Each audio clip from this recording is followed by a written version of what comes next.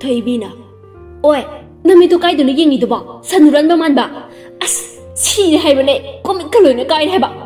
Nangani nice, Kaino Kangi, Nelly Sando Hibane. Masi Karakton, Yango Kwai Sumson. Thoibita Malakta Baduda, a Samba Magalunina, Kanko Hik the Korai. Oi, Tabro Hinchaba man the no one than I say. Lagba, a ping up by Amagalunina. Egundro, Tai, could you have been he quit the baby dog. Abo, none than in the high set, Namito Makad of the Indo net. Ain't a gold with Gimaram set. Hold it, sorry. Sorry, Winnie. Namito, could I the young lady have it? Me and Habity, consider in a Selaga, I don't lay me. Hinjaba, nine a cambra. No one the young but in it. Konanangi, Sumalamoga. Ha, Rashim the Yauzadina. Tiba Magni Swibiar. Yamna Pazaba Magni Swibiar. Adubu, Bakang Tamui Hubang and Barashi Madi, Adum Yaw Yauri.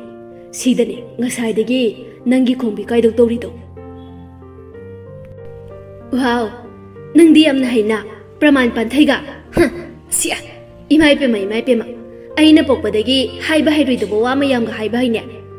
Tell us that Nangi Praman Pantedunagana, Chanabayaba, me in Urubaisa, Nanginamita. Sit up Habarabun to Hekmanke. Tell us Haida, King it, tell again. Lao the Naitarania, Nayado, Kale bro, ha, no any ball. Hi so I bunny. Ngasai the Gita River Mondu. Angak bani. Mama nabi ani dude, ngak na yingli bani. Ani duki mataw duda. Nupa maso hande. Toy ni hena kiri bade, mataroy, nupa gi masinga pan biduna, tina chayram gadra kan bani. Adubo, adumakti hek toramjay. Ngak na mataroy ani duso, tathak yeng duna, mataroy magi matong induna jatkri. Boris na. Ibohen mandra. Laisabisina Rabon Mali Haraga, Nangna do Haraga, Nayada Ying Jamakang the gay, no lady do not. By Sinapisica no, Nange Colis Amatada, Taminaraga Kangam Jessina, Command to in Hibanimi. Ay, Jacre Weba Kaino Orbo, first Mangani Kaino, I could the Tersem Yoruba, Jahi Amagama Kaimoni, Halibase, Kitanetine, Aduna de, Sida among our Baisa. Ibo, Nangina Michizu, Kainomta Wine, Pura, Yotabi, Japmane. No big Harapazabi, I'm the Ubiyadimi. Tap Hector, Napsan get out of the Naibo. But Nangbun Hangaiga, Nasiga Iman Manadimi. The Hangay do not meet Nang Hang Heba. Nasigi today, Mihulka, a Chungi Heba. Kaino, I seen a Hangay do not, a sing Manusiban Trazalo neighbor.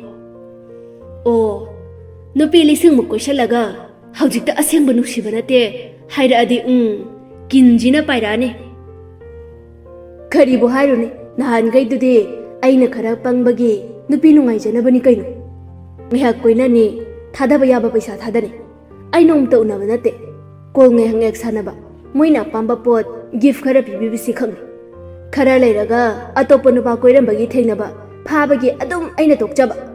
Masimangai, Yariba Makaide. Moye watana bahot nabi bani. Adubo upalite.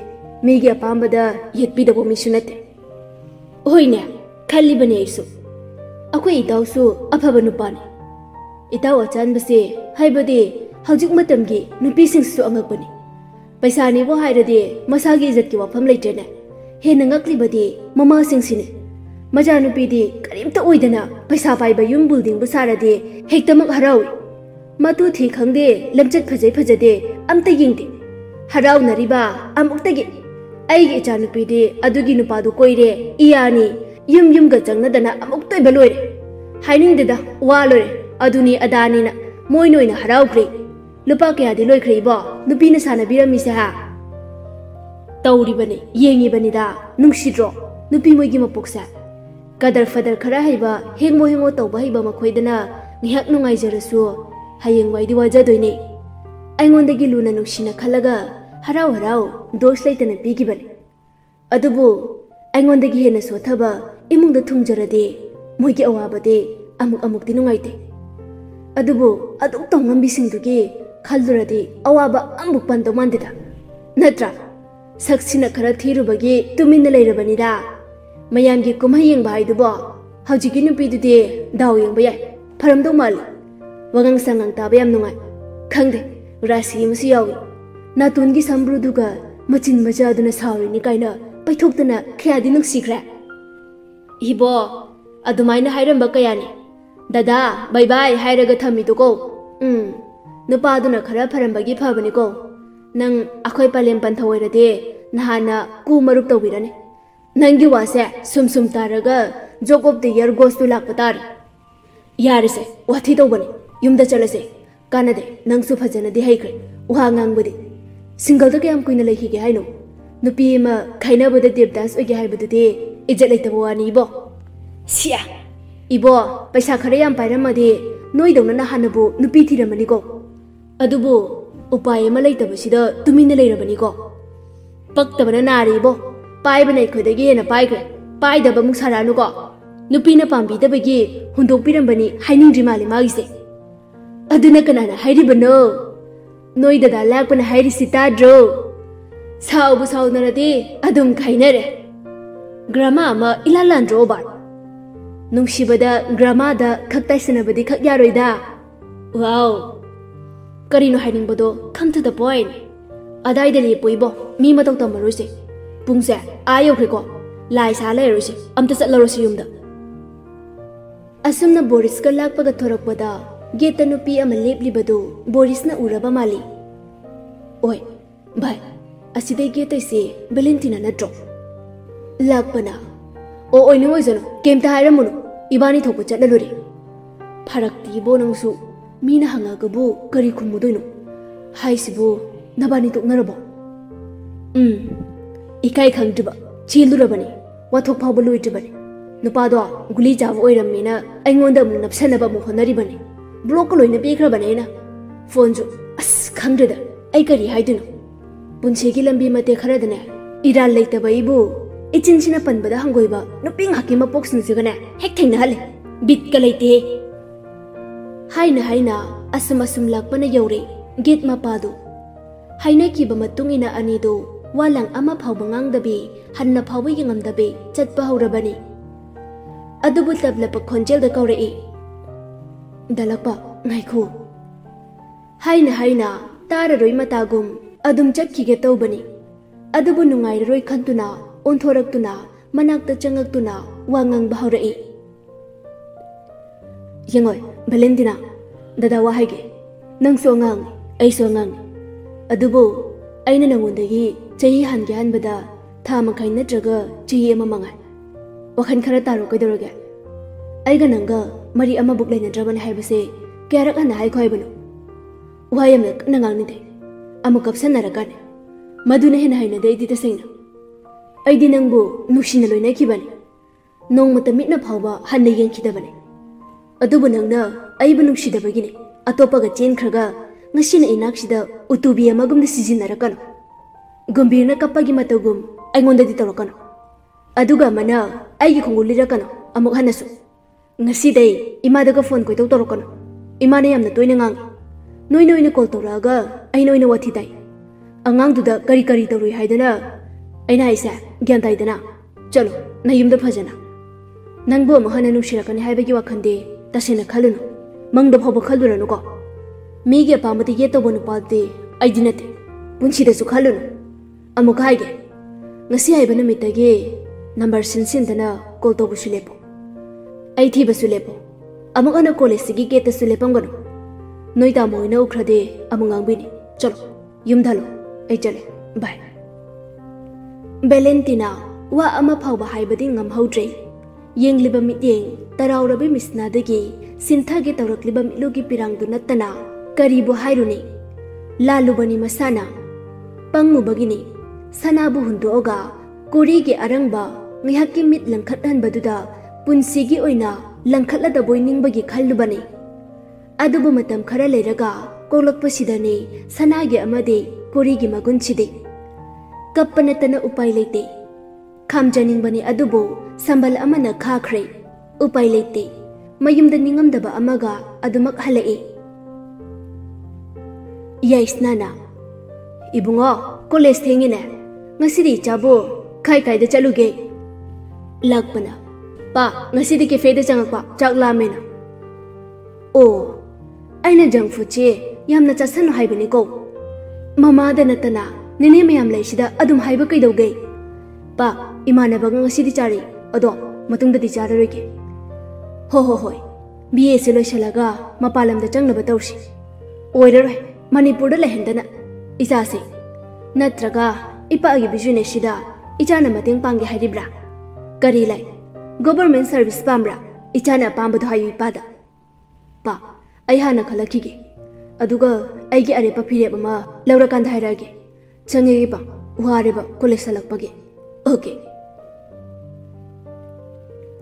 kebis nana ibunga nangbu kainomi hantak marak pangnok to nok lairi sibo mama da amta hairomi machi machi leidana kaino khangtida aine hoi mai amta swairakte ima nangi narai konjan bido amuk hauraba sai sida yak tak mu chagat ya base ya demi college ta phangi itaw moi bung man basina inak ta pu na khongjelaktana mutka ambu sagat pe ngamje yumda ngai hak sal ke taw basi bu yad paliem na amu nate icha tomba mama di gyan ga ta dida nang na tawri ba mayam se nayam badi nong mata phawba tawba thabak ama buk nate ai di ne ko ka ngau jeida gai da gi tawrani gi sakta sida hingcha ba ma no mama sida nupi ga ambu yabiro ibo adudi gai da gi ai gi muche mangon di yawduru gi haibani da awoi ba akoi da da gi khanbada ai du moina wabi ne amta bu nokhi gi dai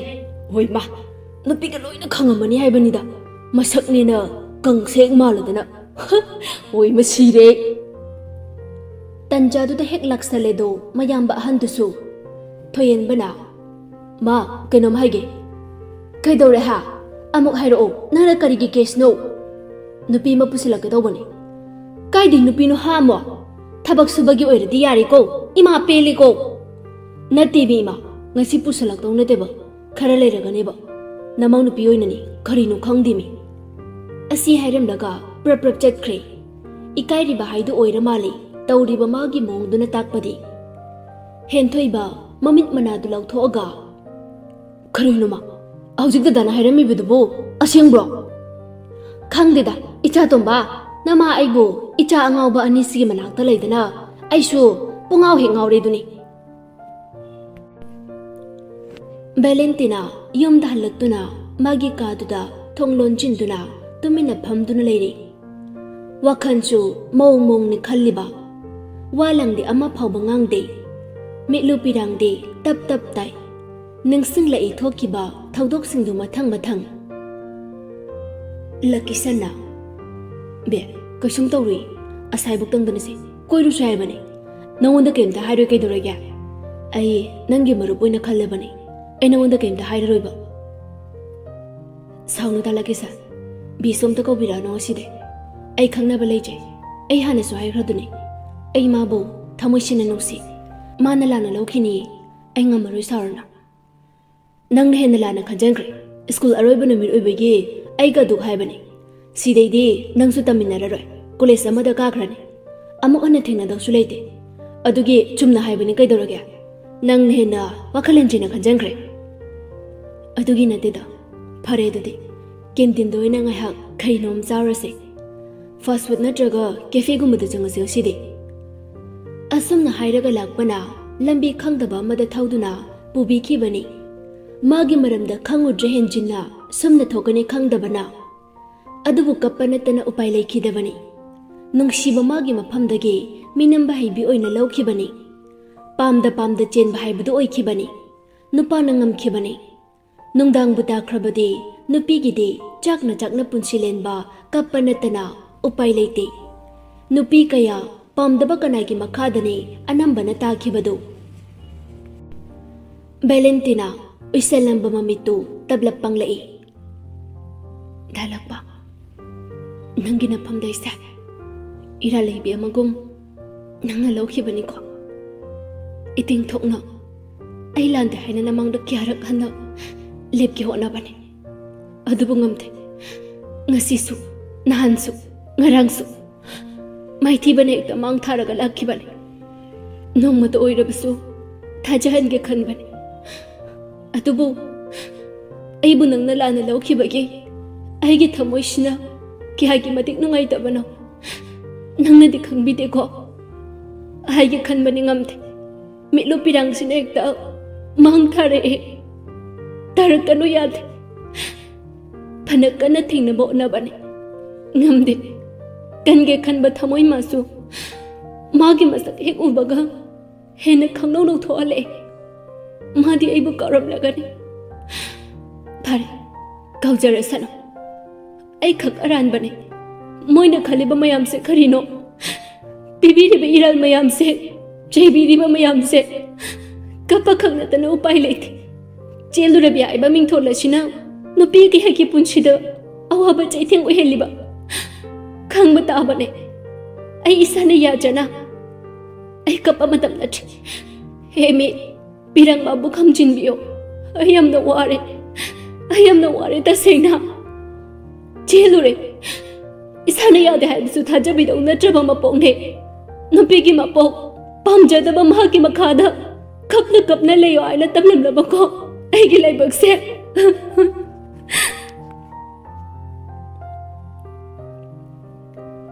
ꯑꯁꯨꯝꯅ ꯅꯨꯡꯗꯥꯡꯒꯤ ꯃꯇꯝꯅꯤ ꯕꯦꯃ ꯊꯣꯡꯅꯥꯎꯗꯨ ꯑꯁꯨꯝ ꯍꯥꯡꯗꯣꯛꯇꯨꯅ ꯍꯪꯆꯤꯠ ꯂꯥꯡꯉꯝꯕꯅꯤ ꯀꯗꯥꯏꯗꯒꯤ ꯋꯥꯈꯜꯅꯣ ꯈꯪꯗꯦ ꯉꯔꯥꯡ ꯍꯦꯟꯊꯣꯏꯕꯒꯤ ꯆꯣꯔꯣꯜ ꯃꯌꯥꯝꯗꯨ ꯅꯤꯡꯁꯤꯡꯂꯛꯇꯨꯅ ꯍꯥꯏꯐꯦꯠ ꯃꯣꯃꯣꯟ ꯍꯦꯛ ꯅꯣꯛꯏ ꯑꯁ ꯀꯔꯤꯅꯣ ꯑꯩꯕꯨ ꯅꯣꯛꯄꯒ ꯁꯥꯏ ꯇꯟꯖꯥꯑꯣꯏꯕ ꯇꯟꯖꯥꯗꯨꯗ ꯀꯔꯣꯝꯗꯒꯤꯅꯣ ꯈꯪꯗꯦ ꯍꯦꯟꯊꯣꯏꯕ ꯐꯜ ꯂꯥꯎꯅ ꯆꯣꯡꯁꯤꯜꯂꯛꯇꯨꯅ ꯑꯩ ꯉꯥꯏꯔꯝꯃꯤꯔꯣ ꯏꯃꯥ ꯍꯥꯏꯗꯨꯅ ꯕꯦꯃ ꯃꯃꯤꯠꯇꯨ ꯁꯪꯇꯣꯔꯛꯏ ꯅꯪꯗꯤ ꯀꯩꯗꯧꯔꯛꯏꯕ ꯍꯥ ꯅꯨꯡꯗꯥꯡꯁꯤꯗ ꯊꯕꯛ ꯆꯤꯟꯕꯩꯅꯤ ꯅꯨꯡꯗꯥꯡ ꯂꯥꯛꯏꯁꯦ ꯅꯠꯇ꯭ꯔꯗꯤ ꯅꯨꯡꯊꯤꯜꯗ ꯂꯥꯛꯑꯝꯗꯧꯅꯤ ꯏꯕꯦꯝꯃ ꯅꯪꯉꯣꯟꯗ ꯂꯥꯛꯄꯤꯌꯣ ꯍꯥꯏꯗꯦ ꯅꯊꯧ ꯁꯥꯕꯤꯅꯣ ꯑꯩꯗꯤ ꯅꯪ ꯌꯦꯡꯕ ꯂꯥꯛꯆꯕꯅꯤ ꯁꯤ ꯑꯩꯒꯤ ꯊꯕꯛꯅꯤ ꯂꯥꯛꯄꯤꯌꯣ ꯍꯥꯏꯒꯤꯗꯦ ꯌꯦꯡꯕꯤꯌꯣꯁꯨ ꯍꯥꯏꯒꯤꯗꯦ ꯑꯩ ꯌꯦꯡꯕꯤꯅꯕ ꯗꯣꯛꯇꯔ ꯃꯌꯥꯝ ꯂꯩ ꯏꯁ ꯍꯥꯏꯁꯤꯕꯨ ꯗꯣꯛꯇꯔ ꯅꯨꯄꯥ ꯄꯥꯈꯪꯒ ꯌꯥꯎꯕ꯭ꯔꯣ ꯌꯥꯎꯗ꯭ꯔꯗꯤ ꯀꯩꯅꯣ ꯃꯁꯛꯀ ꯐꯖꯈ꯭ꯔꯖꯥꯠꯅꯤ